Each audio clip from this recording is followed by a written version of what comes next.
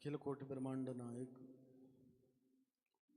अपार करुणा वरुणालय भगवान श्रीपति नारायण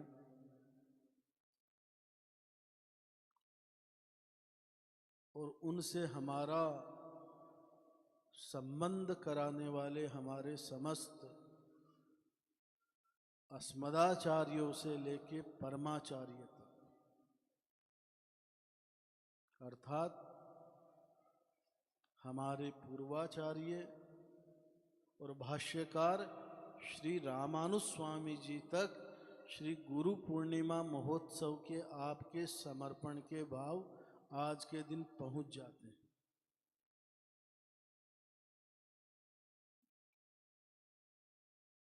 हमारे संप्रदाय में एक वैष्णव जब स्वयं का परिचय देता है तो क्या बोलता है? दासानुदास रामानुज दास।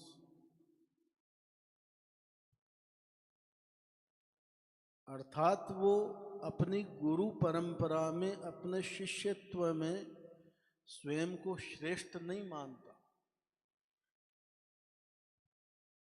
पर उसको इतना पूर्ण विश्वास है कि मैं अंतिम पंक्ति में भी भक्तों की मैं खड़ा रहूंगा, वैष्णवों की लाइन में भी पीछे खड़ा रहूंगा, तो भी मेरा जो समर्पण है, मेरी निष्ठा है, वहां तक पहुंच जाएगी।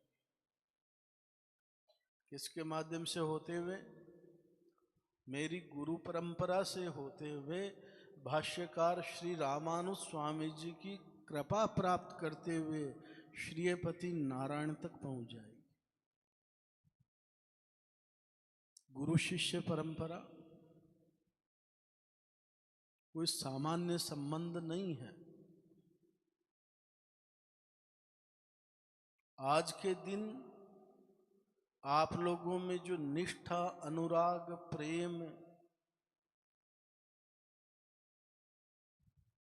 जिस भाव से प्रकट रूप लेता है, ये अगर प्रतिदिन हो जाए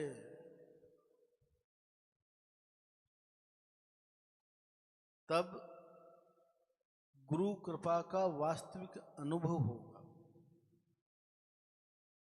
आचार्य कृपा प्राप्त करने के लिए आचार्य का समक्ष होना आवश्यक नहीं है। समझना आप एक बात। अनेक वैष्णव अन्य अन्य प्रदेशों से यहाँ पधारे हैं। कोई कर्नाटक से आया, कोई राजस्थान से, कोई कलकत्ता से, अनेक जगह से आया। सभी नहीं आ पाए तो क्या आचार्य के प्रति जो उनका भाव था उसमें कमी आई या आचार्य कृपा में कमी आई? आप लोगों को थोड़ा यही विषय समझना है कि आचार्य कृपा का अनुभव करने के लिए, गुरु कृपा का अनुभव करने के लिए उनका समक्ष होना या इस लोक में होना भी आवश्यक नहीं।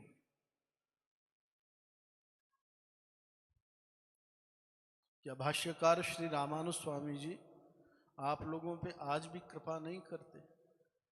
क्या जिन पूर्वाचार्यों से आप दीक्षित हो, जिनका सानिध्य मिला है, उनकी कृपा की अनुभूति आज नहीं होती? होती।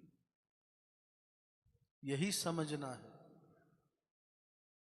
कि गुरु तत्व एक ऐसा तत्व है जहां जड़ में भी चैतन्यता लाने के लिए कोई प्रतिष्ठा नहीं करनी पड़ती।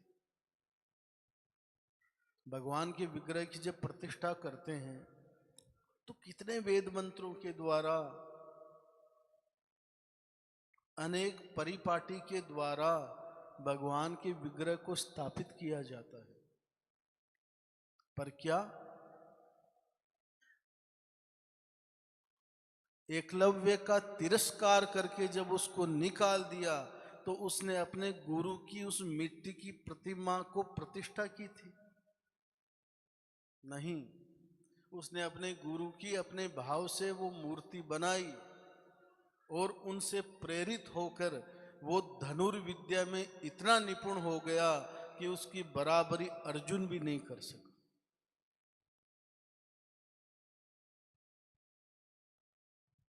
यही वो तत्व है कि जिसमें चैतन्यता लाने के लिए कुछ करना नहीं पड़ता, जिसकी कृपा प्राप्त करने के लिए समक्ष जाने की आवश्यकता नहीं है। आपकी निष्ठा जितनी दृढ़ होगी, शरणागति भाव जितना दृढ़ होगा, तो आप अपने समस्त पूर्वाचार्यों की कृपा की अनुभूति हर काल में कर सकते हैं।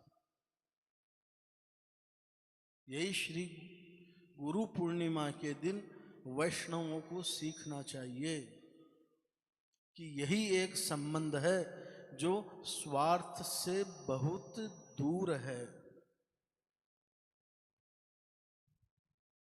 तो आप लोगों का भी परम कर्तव्य है कि निस्वार्थ भाव से गुरुजनों के द्वारा जो उपदेश किया गया है उसके प्रति इतना प्रबल भाव होना कि संसार में अन्य जगह भटकने की आवश्यकता ही नहीं पड़ती।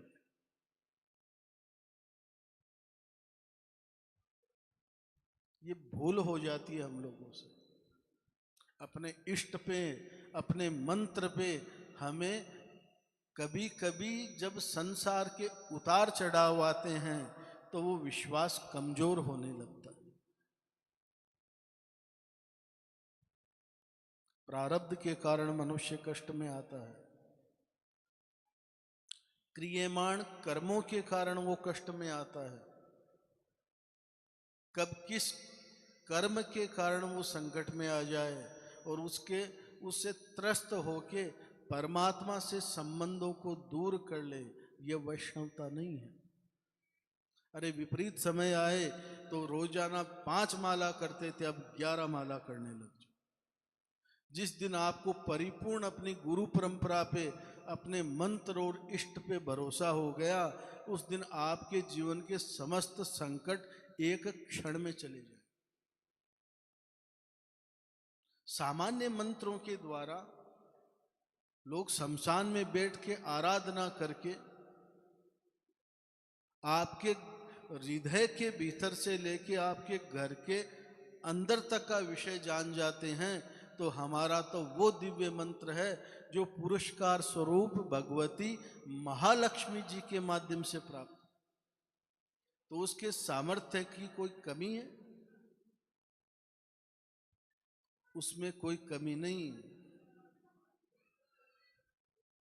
हमारे भाव की कमी है। जिस दिन दृढ़ता आ जाएगी उस दिन संपूर्ण वैष्णवता का ज्ञान एक क्षण में हो जाए। तो ठाकुर जी कृपा करें, अपने इस संबंध को सदैव अपने स्वार्थ के भाव से दूर रखना चाहिए। तब जाके हम भाष्यकार श्री रामानु स्वामी जी के, हमारे परमाचार्यों के प्रिय बन सकते हैं। आप भी एक दिन एकलव्य बन सकते हो। जिस दिन भाव दृढ़ हो गया वहां हर दिन गुरु पूर्णिमा है, हर क्षण आचार्य पास में है। यही वो प्रबल गुरु शिष्य परंपरा का अनुभव है, अंतिम अनुभव। तो भगवान वेंकटेश की कृपा बनी रहे, आप में वैष्णवता, दृढ़ता, आचार्य चरणों का कैंकर्य, भगवत कैंकर्य सदैव प्राप्त होता रहे। जय श्री